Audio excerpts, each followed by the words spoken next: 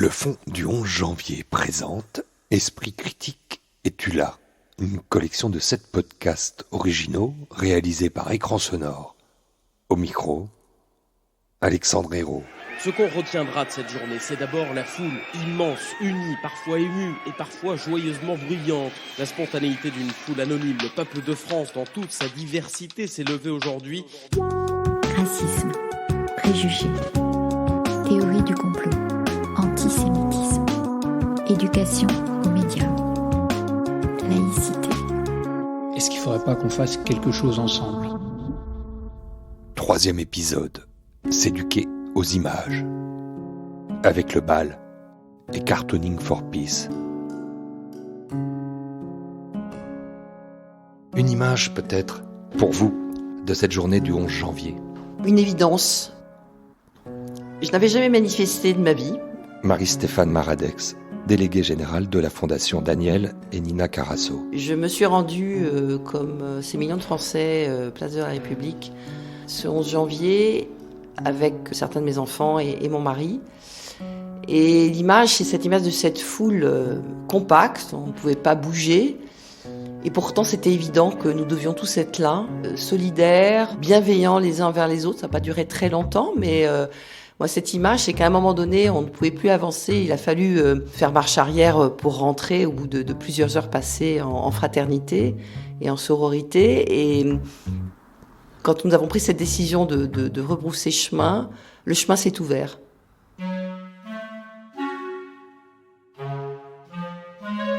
Après cette journée du 11, Marie-Stéphane Maradex, c'est un chemin qui s'ouvre, un chemin qu'il faut ouvrir avec cette interrogation. Qu'est-ce qu'on fait ? Qu'est-ce qu'on décide ? On se sent impuissant parce qu'on ne comprend pas. Je pense que ce qui s'est passé, c'est beaucoup d'incompréhension sur des fragilités sociales qui dépassent, je dirais, même le fait religieux. Et c'est vrai, quand j'ai reçu l'appel de Jean-Marie Destré de la Fondation Caritas, je crois que c'était dès le lendemain, là encore c'était une évidence. On s'est dit, après tout, nous, Fondation, on travaille pour le bien commun, on travaille pour le vivre ensemble, pour le faire ensemble, on travaille pour au quotidien, et la Fondation Carasso, à travers en particulier notre axe autour de l'art citoyen, ce qui veut dire quand même quelque chose de fort. On était dans ce travail au quotidien. Donc encore une fois, cette évidence de dire oui, je réponds à l'appel, bien sûr après en avoir référé à ma présidente, et on n'a pas hésité l'espace d'une seconde, et on s'est dit on y va. Il y a un sujet à la Fondation Daniel et Nina Carasso qui vous intéresse beaucoup autour de cet art citoyen. C'est ce thème de l'éducation aux images. Pourquoi est-il important pour vous ? Nous sommes dans une société de l'image. Donc profusion d'images, confusion d'images, et sur des esprits plus jeunes qui sont en formation, complexité à comprendre, fake news, théorie du complot. Donc éducation aux images, oui, on éduque à l'image. On a effectivement soutenu différentes initiatives, alors bien entendu à travers le Fonds du 11 janvier, mais la Fondation Carasso avait déjà, en particulier à travers un projet exemplaire qui est porté par le BAL, la Fabrique du Regard, ce projet d'une plateforme numérique qui permettait de toucher Ercilia, donc qui permettait de toucher plus largement le travail remarquable de l'équipe du BAL qui était environnée autour de, on va dire, de Paris et de la région parisienne, et donc un outil qui permettait réellement d'accompagner les enseignants pour aider ces jeunes à s'y retrouver et à décrypter. Donc c'est un sujet qui est fondamental, plus que d'actualité, puisque c'est le quotidien de ces jeunes. Donc il faut les outiller parce que seuls, ils ne trouveront pas le chemin dans ce déluge d'images, et de comprendre, non pas la vérité, parce qu'il n'y a pas qu'une seule vérité, mais justement la complexité des vérités qui existent dans ce monde. Marie-Stéphane Maradex, on quitte vos bureaux ici, on quitte ce 8e arrondissement pour aller vers le 18e, là-bas, vers la place Clichy, qui abrite le bal. C'est eux qui vont mener le bal.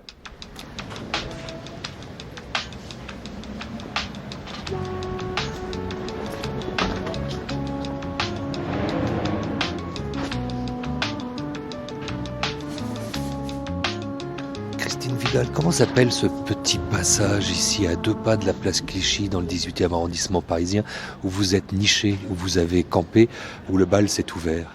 Alors cette impasse s'appelle l'impasse de la Défense Et dans cette impasse, au bout de cette impasse, vous avez un lieu qui s'appelle le bal, avec cette volonté de réfléchir, de découvrir des images qui fassent sens et qui nous permettent peut-être ou qui nous invitent à nous interroger sur notre situation aujourd'hui de contemporains, de citoyens. J'imagine que ce sont des questions qui rebondissent sur un public qui particulièrement tient à cœur, évidemment, au fond du 11 janvier, sont les jeunes, et puis qui vous tient à cœur ici au bal particulièrement, parce que dans cette structure qui est le bal, il y a cette dimension pédagogique, et il y a ce projet qui est consubstantiel à la naissance du bal. C'est cette fabrique du regard. Et c'est là, Christine Vidal, où vous intervenez, ça fait 10 ans que ça dure. Et puis, j'aime bien poser cette question de ce qu'est cette fabrique du regard en allant et en ouvrant cette porte vers l'exposition qui est en ce moment-là et qui attend tout le monde, parce que c'est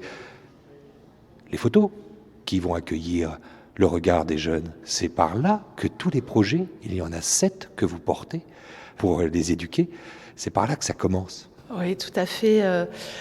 Lorsqu'on a créé le bal, on s'est dit que dans cette volonté d'interroger image et politique, image et esthétique, notre enjeu n'était pas uniquement de s'adresser à des amateurs de photographie, d'art contemporain, mais c'était de travailler avec les jeunes, et notamment, avec les plus jeunes donc, et notamment avec des jeunes qui considèrent que les lieux culturels ne sont pas faits pour eux, qu'ils n'ont pas leur place, c'est-à-dire essayer de faire comprendre, essayer de faire vivre cette aventure aux jeunes que par l'image, on peut interroger bien entendu son contexte, pourquoi elle a été faite, qu'est-ce qu'elle donne à voir, mais aussi s'interroger en tant que regardeur.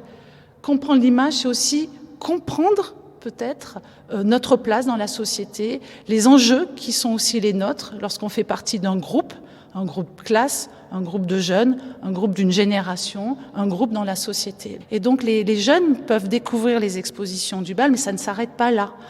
Sinon, ça s'appellerait pas la fabrique du regard. Ce sont des projets au long cours que l'on mène entre 20 et 110 heures d'atelier avec les jeunes, qui vont vivre plusieurs expériences d'analyse collective. Donc ça se passe également donc au bal, ça se passe dans des salles de cinéma où nous concevons des programmations spécifiques pour les jeunes avec lesquels nous travaillons cinématographiques, pour leur montrer sur une question. Cette année, on travaille sur images et gestes. Et donc, les jeunes vont, comme ça, vivre des aventures de découverte d'images auxquelles ils sont peu confrontés. Et une fois qu'ils ont ouvert grand les possibilités de leur imagination, les possibilités justement de convoquer différents types d'images, différentes problématiques, ils vont travailler avec des artistes pour réaliser des films, des publications, des parcours en réalité augmentés. Il y a une place pour moi qui m'est réservée aujourd'hui, c'est presque un privilège, c'est de participer à un atelier avec l'une de vos artistes invités, justement, à les élaborer avec les enfants. C'est au lycée, au collège-lycée, la cité scolaire Henri Bergson, ça va se passer. Léa Neuville m'attend avec celle qui dirige ce programme, qui en a la charge, cette partie du programme de la fabrique du regard qui s'appelle Mon journal du monde, avec Ève Escoffet-Miro, et participer, moi, à ce qui va là s'élaborer. Quand je dis que c'est une chance parce que c'est un émerveillement. Oui, c'est un émerveillement, mais c'est surtout aussi, vous allez toucher du doigt au cœur du réacteur, c'est-à-dire à voir comment se met en place les choses, comment les jeunes réagissent.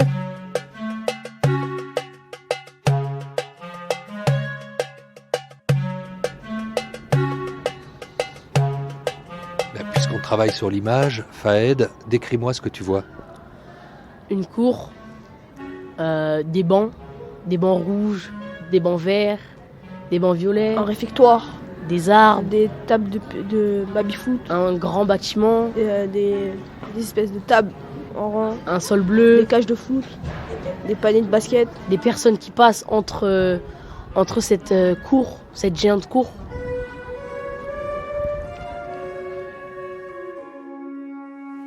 Parce que Léa Neuville, bonjour, il y a 2 classes ici finalement.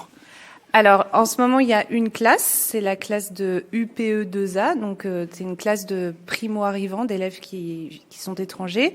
Et vendredi, on a travaillé avec des élèves de 4e. Les deux groupes se sont mélangés. Comment est née l'idée, Léa Neuville, puisque c'est vous un peu la grande ordonnatrice ici, vous la vidéaste, la photographe, l'artiste, de ces gestes et de la mémoire de cette thématique auquel ils sont invités, ces deux classes, à travailler ensemble. Et ça, vous insistez beaucoup sur ce travail commun. Alors, il y a d'abord la thématique qui a été proposée par le BAL.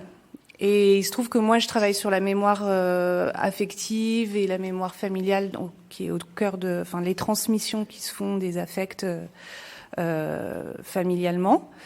Ce qui est très intéressant, c'est que pour ces élèves-là qui sont étrangers, comme on est en train d'apprendre le français, on se repose beaucoup sur les gestes pour accompagner l'apprentissage aussi. Et voilà. Et au niveau des 4e, c'était essayer d'avoir quelque chose d'un peu plus poussé sur plus l'histoire d'un geste et les faire travailler sur le récit. Les gestes et puis les images, en fait, ce sont deux langages, deux langues universelles. Absolument. Et on se rend compte qu'il y a une communication qui peut se faire, peu importe finalement la langue d'origine ou l'origine, la nationalité. Enfin, il y a un point de rencontre qui dépasse ces différences-là et qui se met en commun. Mais c'était aussi intéressant de se détacher, de voir le lien entre visuel, son, parole, geste, mouvement, corps, tout ça, comment ça se connecte, mais comment en fait ça fonctionne parce que c'est tous ensemble et que ça demande aussi un peu de précision quand on en enlève un. C'est-à-dire quand on n'a pas l'image, comment on fait pour décrire avec des mots ou avec son corps. Et là, on en est où ? On va pas interrompre plus longtemps, puisque finalement, c'est le début de l'atelier. On est presque en fin de parcours. Hein. C'est ça qui est intéressant, c'est que c'est du long terme. Oui, ça a duré 10 jours. Là, c'est 15 jours même, c'est le dernier cours. Et la dernière séance, on était en train de regarder les images de danse qui ont été faites collectivement, qui a été un des points de rencontre de la classe de 4e et de la classe de UP2A. Et je voulais juste qu'on reprenne un peu là où on s'était arrêté vendredi. Et ensuite, ils vont continuer leur classement par émotion.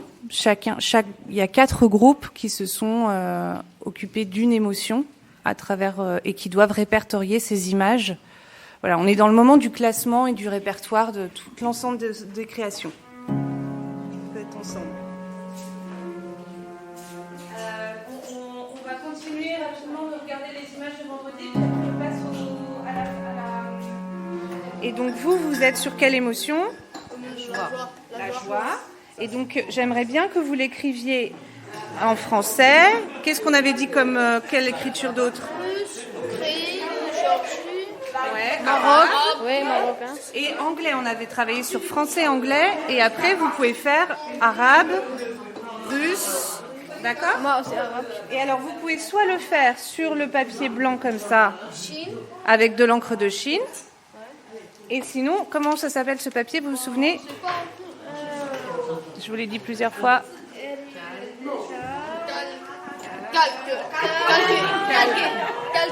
Voilà. Et donc sinon vous pouvez le faire sur le papier calque parce que c'est quoi sa particularité du papier calque ? Fayed, quel mot tu utiliserais pour décrire ce projet ? Intéressant. Très intéressant même, si on peut en utiliser 2. Intéressant parce que déjà, je remercierai jamais assez les personnes qui viennent d'en dehors du collège pour justement nous rapprocher entre les élèves de 4e A et les élèves de UPE2A. C'est-à-dire que, si je comprends bien, le fait que vous ayez été réunis sur le même projet, ça vous a permis de vous rencontrer, alors que dans la cour de récréation qu'on vient de décrire, là, vous auriez peut-être pas eu cette opportunité-là. Effectivement, les élèves de UPE2A, de classe d'accueil, c'est vrai qu'ils sont un peu entre eux, d'après ce que je vois. Mais c'est bien parce que dans ce projet, on est mélangés, on parle ensemble. Par exemple, vendredi dernier, on est allé dans la salle polyvalente, on a fait une chorégraphie. Au début, on n'était que les 4e 1.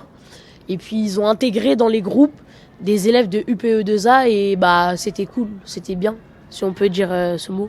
Toi, Mohamed, t'as bougé ton corps avec Fernando, le chorégraphe ? Ouais. Oui. Et qu'est-ce qu'il t'a appris? Bah, en fait, il m'a appris à plutôt, si on peut dire, écouter mon cœur. Voilà, si on peut dire ça. C'est-à-dire, ça dépend les chorégraphies. On va dire une chorégraphie avec une musique.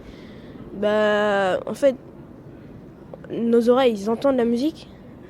Et on laisse notre corps agir comme il veut, à son plein gré. Qu'est-ce qui t'a plu le plus dans cet exercice? De danse, pouvoir apprendre quelque chose. C'est-à-dire par exemple danser pour exprimer quelque chose ou bien... Vivre bien ensemble. Oui voilà, le vivre ensemble. C'est ça. Dans ce projet, je pense le plus intéressant c'est le vivre ensemble comme vous l'avez dit. Mais on vous apprend aussi à comprendre, à décrypter un autre langage, c'est celui de l'image.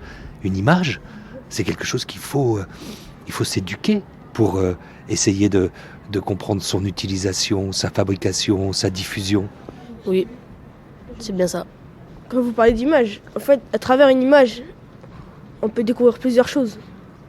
Comme à travers une image d'une personne en colère, on peut essayer de comprendre pourquoi il est en colère et qu'est-ce qu'il va faire. Voilà. Donc c'est très important de bien analyser les images. Voilà. Et parce que c'est aussi, ça peut aussi être, on peut aussi faire, on va dire, un geste de colère. On peut aussi être en colère. Donc bien analyser notre degré de colère comparé aux gens. Ça s'appelle aussi, d'une certaine manière, essayer de comprendre ce que veut dire l'esprit critique. Et ce qui se passe dans ces murs avec cet atelier qui est organisé par le BAL, avec cette fabrique du regard, c'est que on voit arriver quelque chose qui est l'espoir, qui est la joie, qui est le talent, qui est... La solidarité. Le vivre ensemble.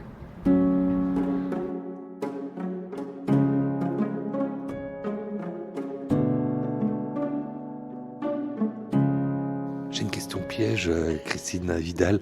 Est-ce qu'il y a un moment, dans ces 10 années de fabrique du regard, où l'émerveillement a été tel que vous aviez même du mal à le concevoir, ou en tout cas avoir imaginé, être capable de le voir apparaître de cette forme-là? Moi, je parlerai pas d'émerveillement parce que là, encore une fois, ça serait le rapport un peu presque béat aux jeunes. Pas du tout. C'est pas l'émerveillement, c'est le fait que les jeunes ont tous, quelle que soit leur situation, leurs difficultés, leur espoir, leur désir, ils ont tous quelque chose à dire et à nous dire. Ce sont des jeunes qui ont tous un point de vue extrêmement pertinent sur les choses. La difficulté, c'est que souvent, il manque un contexte où cette parole peut s'élaborer, jaillir, jaillir tout d'un coup et faire presque boule de neige.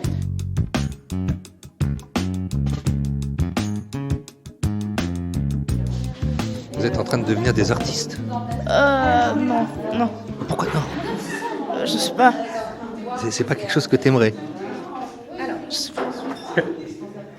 Regardez. Donc on va plonger le papier dans l'eau et on imbibe, c'est-à-dire que je mets les mains pour que le papier il prenne de l'eau, ok? Ève Escoffet-Miro, il y a le petit Ramasse là qui parle 5 langues, le russe, le géorgien, je ne sais plus lesquels encore, et très bien le français d'ailleurs déjà. À la question absolument stupide que je lui posais s'il avait l'impression qu'il allait devenir un artiste, il m'a répondu non. Il a raison, c'est pas ça le propos. Non, mais le propos, c'est vraiment de leur permettre de participer à un projet de création. Donc après, ils peuvent devenir artistes. Ça peut être une première... certains pourront peut-être devenir danseurs. C'est vrai que lors de l'intervention de Fernando, je crois que c'était Toussaint, justement, qui disait que lui, il avait envie de devenir danseur. Donc le fait d'approcher des métiers artistiques, ça peut donner des envies, mais ça peut aussi surtout ouvrir le champ des possibles. L'idée, c'est vraiment qu'ils puissent se sentir fiers de créer quelque chose, de participer à un travail collectif et d'échanger ensemble à travers ce projet de création. Vous avez même exposé pendant mon absence. C'est hyper beau. Enfin, ça, c'est ce que j'en pense moi. Je suis très fière de vous, franchement. Waouh.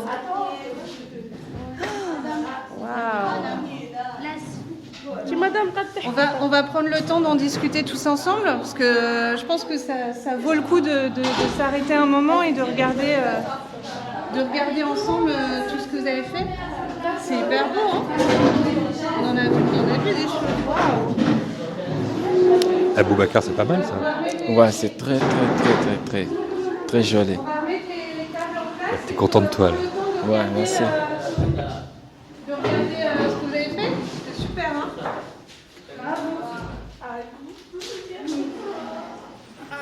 Et voilà. Et après, on a créé les mots joie, la joie, et en arabe et chinois et georgien. Et là, ce qu'on voit, il y a les mains de Ryan, il fait bravo. Il applaudit.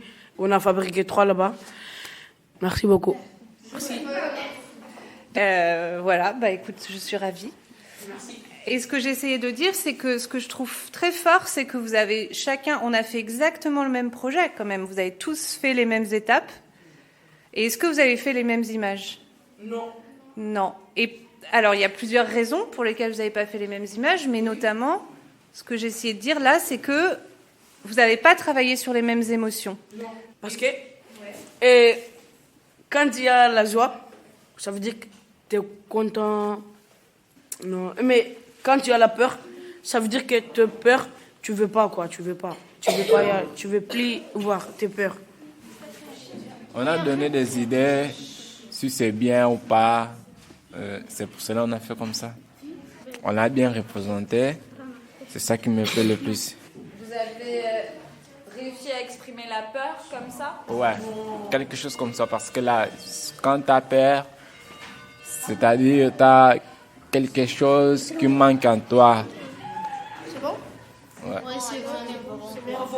Bravo. Allez, Sonny, oui.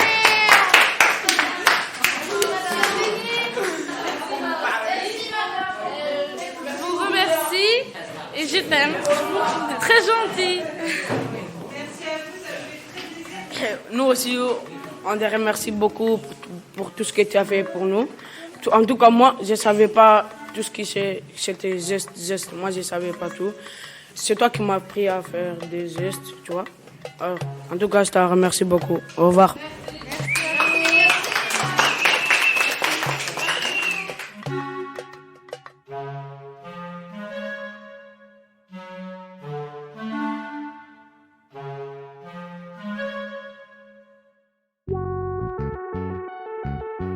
Esprit critique, es-tu là ? 3e épisode. S'éduquer aux images. Seconde partie. Second mouvement. Départ vers Cartooning for Peace. Rendez-vous avec Monsieur Kak, son tout nouveau président ayant succédé au dessinateur du monde Plantu. Plantu qui avait créé Cartooning for Peace avec Kofi Annan, alors à la tête des Nations Unies. C'était en 2006. On est juste un an après environ la publication des fameuses caricatures du prophète, un ensemble de dessins sur la thématique de l'islam. Donc on s'en souvient, ça vient des Danois. Il y a un numéro spécial qui en fait est fait au départ presque de manière potache pour répondre à un éditeur qui disait de toute façon moi j'avais envie d'avoir 1 ou 2 dessins sur telle thématique, l'islam, et personne veut en faire. Et donc du coup, personne veut en faire parce que c'est dangereux, parce que déjà à l'époque on se disait... Hein, et donc, ils disent, on va faire un numéro spécial, on va vous prouver que si, on peut, nous les Danois, donc ils le font. Et puis, je ne vais pas vous refaire toute l'histoire, mais certains de ces dessins ont été sortis du contexte, qui était un contexte satirique, moqueur, caricatural. Ils ont été sortis du contexte et ont provoqué, dans des pays musulmans, des émeutes, où il y a même eu des morts, plusieurs centaines de morts, et le climat international s'est enflammé, donc il y a eu toute une polémique, c'est monté au niveau diplomatique, et là-dessus, vague de solidarité de la presse européenne, dans laquelle il y avait Charlie, d'ailleurs en France on focalise sur Charlie, mais il y avait d'autres titres français, dont Libé, il me semble, à l'époque, qui avaient publié les mêmes caricatures pour dire non, nous on est solidaires, ça c'est la liberté d'expression, on les aurait peut-être pas nous publiés dans notre ligne éditoriale, mais là par solidarité, il faut montrer que ceux qui souhaitent publier ce genre de dessin peuvent le faire. Et donc, émoi international, ça monte au niveau diplomatique. Il y a, avec Plantu et Kofi Annan, se rencontrent dans une discussion sur ce sujet, justement. Et à partir de là, Kofi Annan dit il ne faut pas en rester à une rencontre, une conférence, il faut continuer, il faut faire quelque chose. Et Jean décide de créer Cartooning for Peace. Parce qu'après, pendant 16 ans, Plantu part avec son petit stylo sur le dos, comme s'il fallait l'affirmer partout, sur ce combat. Et vous voyez évoluer, vous, en tant que dessinateur, Cac, avant de prendre cette responsabilité, de lui succéder, toute une série de débats, plus ou moins contradictoires, mais surtout un climat qui ne se calme pas. Non, alors c'est quelque chose que je trouve assez paradoxal. Effectivement, d'abord on a donc une période de 10 ans pendant laquelle Cartooning for Peace met en place son travail sous plusieurs axes. L'objectif, c'est la liberté de la parole, l'acceptation des opinions différentes, et donc finalement le vivre ensemble. Au niveau international, c'est un objectif assez dingue pour une petite association, basée à Paris mais internationale, qui aujourd'hui rassemble 200 dessinateurs du monde entier. Et donc d'entrée de jeu, on a déjà tous les axes qui sont aujourd'hui nos axes de travail, dès le départ de l'association. Qu'est-ce qu'il faut faire pour ça ? Il faut mettre en avant le dessin de presse. Alors c'est à travers le dessin de presse, c'est la particularité de Cartooning for Peace. C'est pas la liberté d'expression en général, la violence en général, c'est par le dessin de presse, donc le promouvoir, accompagner les dessinateurs de chacun dans leur pays pour qu'ils puissent du plus possible être libres de s'exprimer. On a la promotion du dessin de presse en tant que travail. On a la pédagogie, c'est-à-dire utiliser ce support qui a l'avantage, notamment pour les jeunes, d'être plus lisible. C'est du dessin, c'est une image. Plus facile qu'un texte à faire appréhender par des jeunes. Ça peut être universel, il y a beaucoup de dessins de presse, il n'y a même pas de bulle. Donc là, vous pouvez vraiment, même à l'étranger, il n'y a plus de question de traduction. Utiliser ce support pour faire s'exprimer les jeunes, les détenus, on va aussi dans des prisons. Les faire s'exprimer sur le sujet qu'on va leur faire traiter, mais le but derrière ça, c'est libérer la parole, être capable d'écouter des opinions différentes, c'est tout ce qu'on fait. Donc la pédagogie, qui est un volet absolument central de ce qu'on fait nous, en France et dans le monde, et la protection, on va dire, le plaidoyer, c'est-à-dire la défense des dessinateurs qui, ce qui n'est pas tout à fait notre cas dans les démocraties, eux sont en danger, mais à des niveaux de danger autres que se faire menacer de mort, ce qui est déjà pas mal, ce qui peut nous arriver en France. Mais eux, ils sont à des niveaux de danger où les mecs disparaissent. C'est-à-dire, tout d'un coup, on n'a plus de nouvelles, et puis on apprend qu'ils sont incarcérés, au mieux, que leur matériel a été confisqué, qu'ils peuvent plus travailler, certains doivent s'exiler. Et donc, nous, on suit ces dossiers-là. Il y a d'autres associations humanitaires qui sont en charge d'accompagner ces réfugiés politiques quand ils quittent leur pays. Mais Cartooning, pour ce qui est des dessinateurs de presse, accompagne aussi ce mouvement. Et donc, dès le départ, si vous voulez, il y a l'ensemble de ces actions, mais je dirais que l'échelle a été complètement modifiée à partir des attentats de Charlie Hebdo, puisque là, évidemment, la problématique des caricatures de Mahomet de 10 ans avant, c'était quand même progressivement essoufflé, on va dire. Et bien entendu, les massacres relancent complètement ce débat, que ce soit au niveau français ou au niveau mondial. Eh bien, on l'a bien vu en France, pendant plusieurs mois, on a parlé laïcité, islam et république, qu'est-ce qu'on fait, etc. Et donc, bien entendu, malheureusement, toujours sous le tropisme des relations entre l'islam et la liberté d'expression, finalement, c'est-à-dire qu'on a tendance à focaliser là-dessus.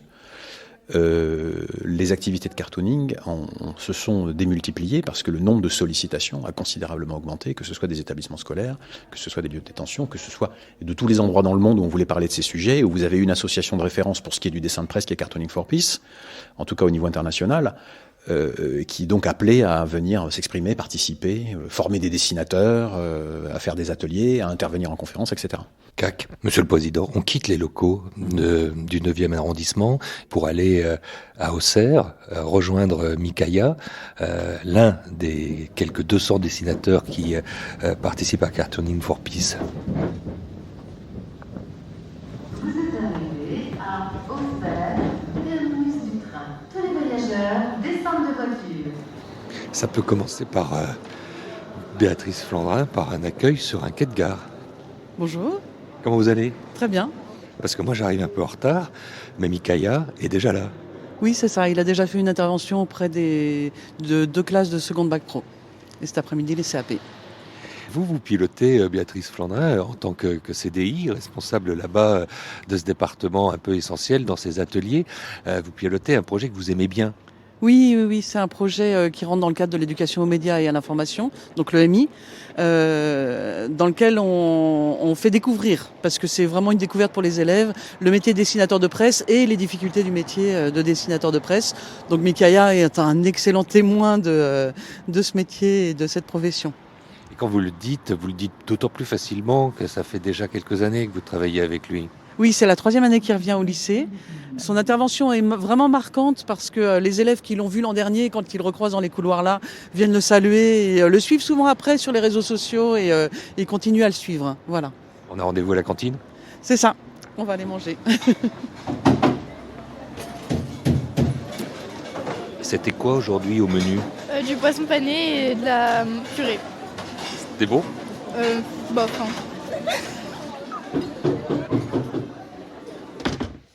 Il y a ceux qui sont à la cantine, là, en train de finir leur repas, Mikaya. Poisson pané aujourd'hui et cuisse de poulet.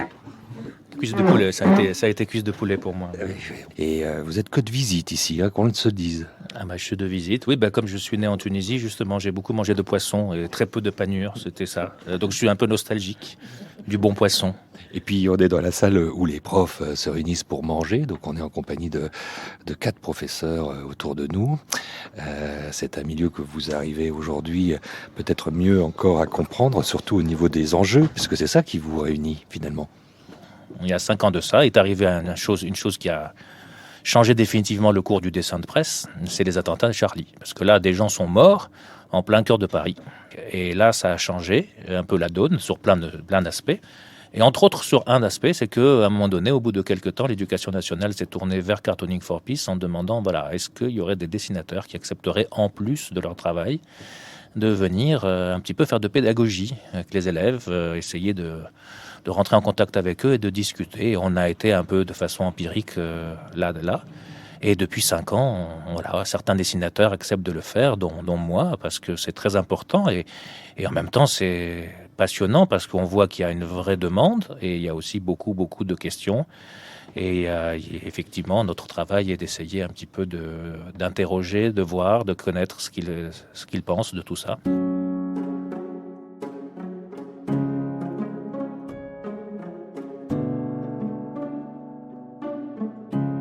Messieurs, dames, ici, à cette table, à l'heure du café, dans cette cantine de ce groupe scolaire de Saint-Joseph-la-Salle, qui veut me dire pourquoi c'est important, pourquoi cette présence de Mikaya ici dans vos murs est importante? Petit tour de table. Oui, c'est important que Mikaya soit là ou d'autres dessinateurs de presse. Moi qui travaille en art appliqué, je suis contente justement d'avoir un professionnel face aux élèves et qu'il puisse parler avec eux et échanger avec eux et qu'il exprime son point de vue, que eux expriment le leur. Alors effectivement, c'est important. Moi, je parlerai plus pour de devoirs de mémoire. Nos jeunes avaient 10 ans quand ça s'est passé. Et je pense que c'est important de le rappeler et que ça ne se reproduise pas dans le futur. Pour moi, c'est important que Mikaya soit là parce qu'il aborde des notions qu'on n'aborde pas forcément dans les cours. Ça leur ouvre l'esprit, effectivement.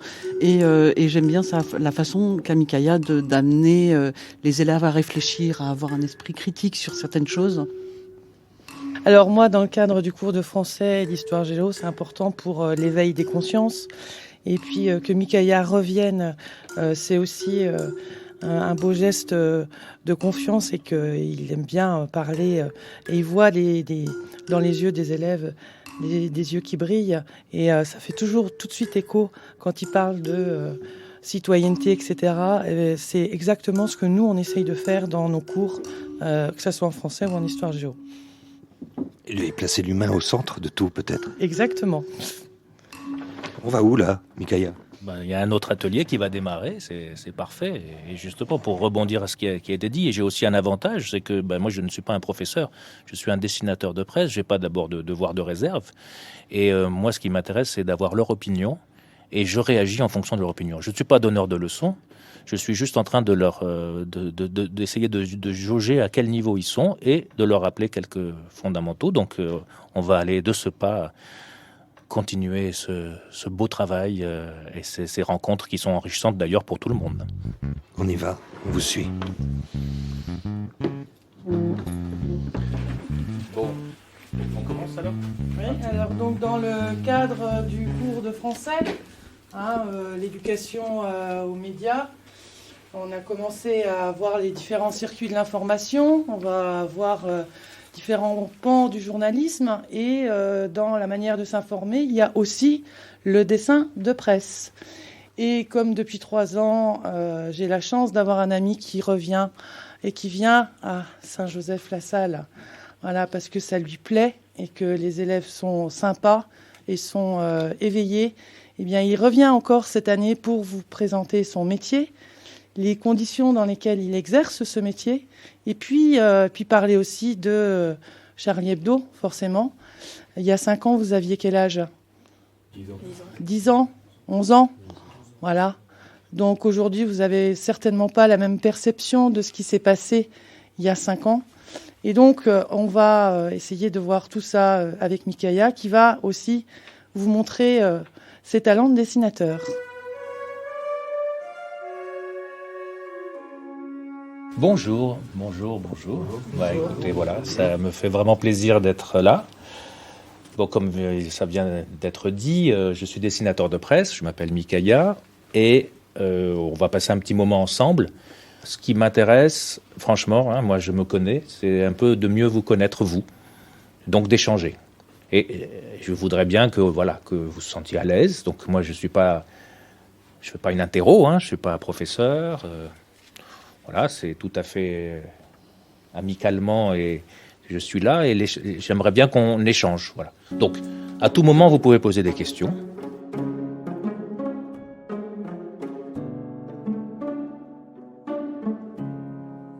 Qu'est-ce qu'il faut selon vous convoquer de plus profond quand on est dessinateur de presse et qu'on va s'adresser à des jeunes pousses ? Ce qui est passionnant en ce moment dans l'évolution de ce travail de pédagogie sur la liberté d'expression, le vivre ensemble en direction des jeunes, c'est qu'évidemment, eux, ils sont nés dans un monde numérique qui est à la fois riche de promesses complètement inouïes en matière d'échanges, de rencontres, de gens du monde entier auxquels on peut montrer nos œuvres, qui vont les découvrir. Eh bien, on dit souvent un grand pouvoir, grande responsabilité, c'est exactement le principe du monde numérique, c'est-à-dire que vient avec cet océan de merveilles, vient aussi des tempêtes de conflits, d'informations tronquées. C'est-à-dire que ce monde qui nous permet à la fois d'avoir accès au savoir universel, nous permet d'avoir aussi accès au bidonnage universel, si vous voulez. Et donc vous avez, nous, par rapport à ces jeunes, on a ce premier travail, mine de rien, qui au départ n'est pas forcément le fondement de l'association, qui est de leur dire, mais décrypter une information, c'est quoi ? Donc nous, on leur apprend par le dessin. Alors, le dessin provoque une première impression, mais parfois, quand vous travaillez sur le dessin, vous vous rendez compte qu'il y a peut-être 2, 3 autres choses à comprendre dans ce dessin. Donc on leur apprend ça. Comment traiter une information ? Et puis, la deuxième chose qui est, on devrait, à partir du moment où on a accès à toutes les opinions du monde, se dire, du coup, on est très habitué maintenant à savoir qu'il y a tel groupe de personnes qui pensent plutôt ci, plutôt ça. Mais non, on l'a vu, avec le fonctionnement des algorithmes, on est tous progressivement en train de s'enfermer dans des bulles de contact, nos réseaux, qui finalement pensent à peu près tous comme nous. Et tout d'un coup, on découvre qu'il y a des gens... On se rend compte qu'on pense même qu'on est majoritaire. Tout le monde pense comme nous, finalement. On se dit, c'est génial, en fait, tout le monde partage mes idées. Puis alors, du coup, on a du mal à comprendre pourquoi le monde ne fonctionne pas en ce moment. On a du mal à comprendre le résultat des élections. Et puis, en fait, c'est parce que chacun de ces groupes est enfermé dans sa propre bulle. Et quand il est confronté à une opinion qui diverge, il va absolument plus la tolérer. Donc, finalement, la multiplication des opinions disponibles n'a pas fonctionné. En tout cas, pour ce qui est de notre niveau de tolérance. On a tendance à se braquer de plus en plus, alors c'est pas vrai de tous les internautes, mais c'est vrai d'une partie d'entre eux qui vont se braquer extrêmement violemment dès qu'une opinion ne correspond plus, et c'est pas juste qu'ils vont contredire, c'est qu'ils voudraient bannir cette opinion, c'est-à-dire qu'ils voudraient qu'elle ne soit plus présente du tout. C'est de la censure provoquée par, je dirais, les citoyens eux-mêmes, en fait. Et donc c'est un travail qu'on doit vraiment faire auprès des jeunes, c'est de leur dire... Il y aura toujours, sur une planète de 7 milliards, demain 8, 9, 10 milliards d'habitants, il y aura toujours toutes les opinions qui seront disponibles, donc forcément des opinions qui seront opposées aux tiennes. Ce qui est intéressant, c'est de savoir comment cette personne arrive à cette opinion, le chemin qu'elle a parcouru pour arriver à cette opinion, parce que si tu comprends ça, bon, éventuellement tu as une petite chance de la faire changer d'avis, mais même si tu ne peux pas la faire changer d'avis, au moins tu as compris le cheminement qu'elle a fait, et tu vas mieux accepter comment des opinions différentes se forgent, et comment la tienne et la sienne vont pouvoir être compatibles pour créer un vivre ensemble. Et en ce moment, c'est pas tellement l'ambiance. En ce moment, l'ambiance, c'est vraiment qu'il faut avoir une opinion blanche ou noire. C'est très basique. Il faut forcément être dans l'un des deux camps. Et c'est incompatible. L'une des deux devra disparaître. Cabu fait ce dessin, qui lui a valu la mort. Le titre, Mahomet débordé par les intégristes. On voit Mahomet qui se prend la tête dans les mains. C'est dur d'être aimé par des cons. Qu'est-ce que vous pensez de ça ? Ils pensent que ceux qui se font sauter, ils agissent pas correctement, en fait. C'est pas ça, la religion. Petite question, est-ce que là, Cabu est en train de traiter les musulmans de cons ?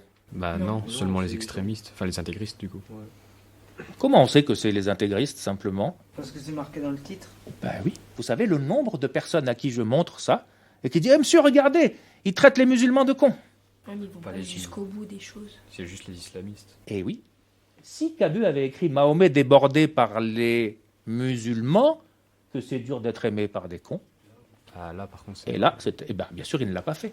Qu'est-ce qu'a voulu dire Cabu? Et d'ailleurs, la majorité des dessinateurs qui ont fait des dessins où on a représenté Mahomet, c'était pour dire, soyons réalistes, en plus quand on connaît un peu, même si on peut discuter, mais enfin globalement, il y a des versets, des sourates en tout cas dans le Coran qui vous disent si on tue un homme, on tue l'humanité.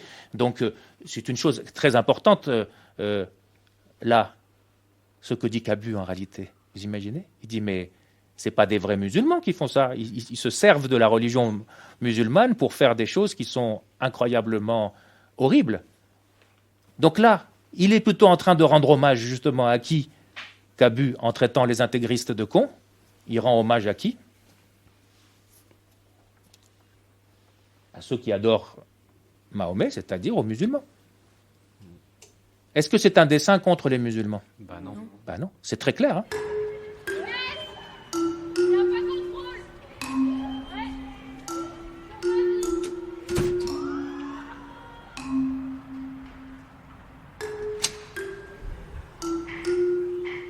Point de vue de toi, Déborah.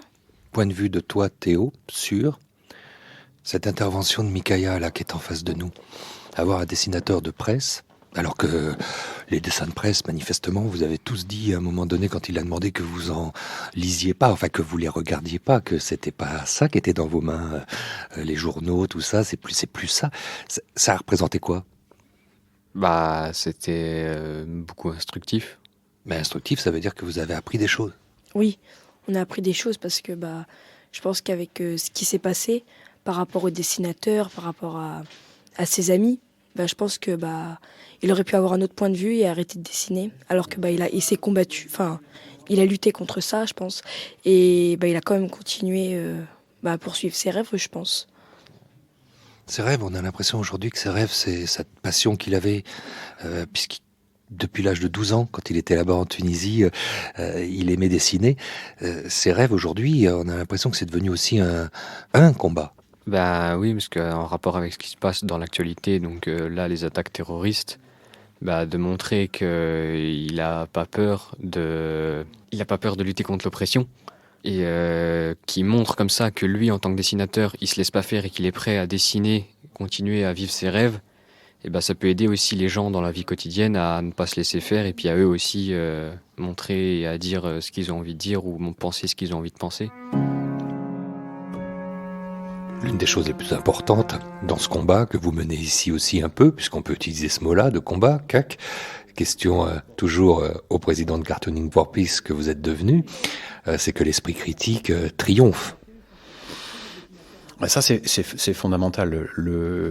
L'esprit critique, c'est pour moi le fruit, l'accomplissement de la liberté d'expression et, avant elle, ou en même temps qu'elle, plus exactement, de la liberté de s'informer. Et je pense que la liberté de s'informer et la liberté de s'exprimer vous permettent de construire un esprit critique. L'esprit critique ne veut pas dire qu'on va tout critiquer, bien entendu, il y a souvent un petit malentendu là-dessus. L'esprit critique, c'est la capacité, avec des informations qu'on a emmagasinées, d'analyser soi-même un sujet et de former sa propre opinion de façon indépendante. C'est ça, c'est l'indépendance d'opinion. Et ça repose sur quoi? Liberté de s'informer, c'est-à-dire de s'éduquer et d'avoir accès à une information fiable, et liberté de s'exprimer, bien entendu, c'est-à-dire une fois qu'on a digéré cette information, de donner son point de vue. Et pourquoi c'est fondamental? Parce qu'en fait, pour moi, ce sont des libertés qui viennent avant les autres en termes d'importance. C'est-à-dire que ce sont les mères des libertés. Pourquoi?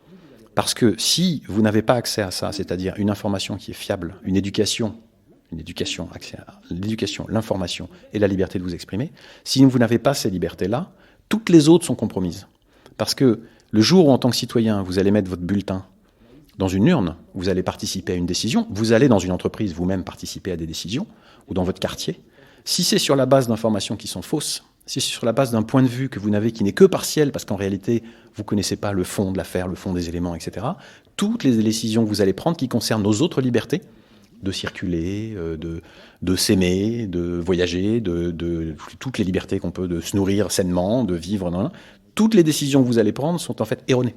Vous n'êtes pas libre, vous pensez être libre, mais vous n'êtes pas libre. Et donc, il faut revenir à ce principe de base. C'est absolument fondamental de forger un esprit critique.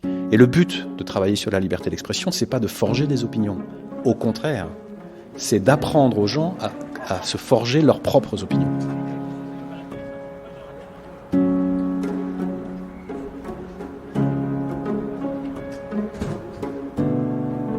S'éduquer aux images. Fin du 3e épisode de la collection de podcasts originaux produite par le Fonds du 11 janvier, Esprit Critique et Tula. Merci à l'association Le Bal et à Cartooning for Peace, ainsi qu'aux professeurs du collège Henri Bergson à Paris et au groupe scolaire Saint-Joseph de la Salle à Auxerre pour nous avoir ouvert les portes et permis d'affûter ensemble notre esprit critique. Remerciements aussi à Léa Neuville, photographe, et à Mikaya, dessinateur, pour nous avoir fait partager leur engagement auprès des élèves. Cette collection de 7 podcasts originaux est réalisée par le studio de création Écran Sonore. Direction éditoriale Anne Lescaut, habillage sonore OH, montage et mixage Benoît Artaud, au micro Alexandre Hérault. Cette collection Esprit Critique et Tula est hébergée sur Aosha et à retrouver sur toutes les plateformes et agrégateurs de podcasts. N'hésitez pas à la partager et à liker, ainsi qu'à lui attribuer plein de petites étoiles sur Apple Podcast par exemple. À bientôt pour une nouvelle plongée autour de la planète associative soutenue par le Fonds du 11 janvier. Retrouvez-nous pour le prochain épisode consacré à la laïcité et aux faits religieux le 11 du mois prochain.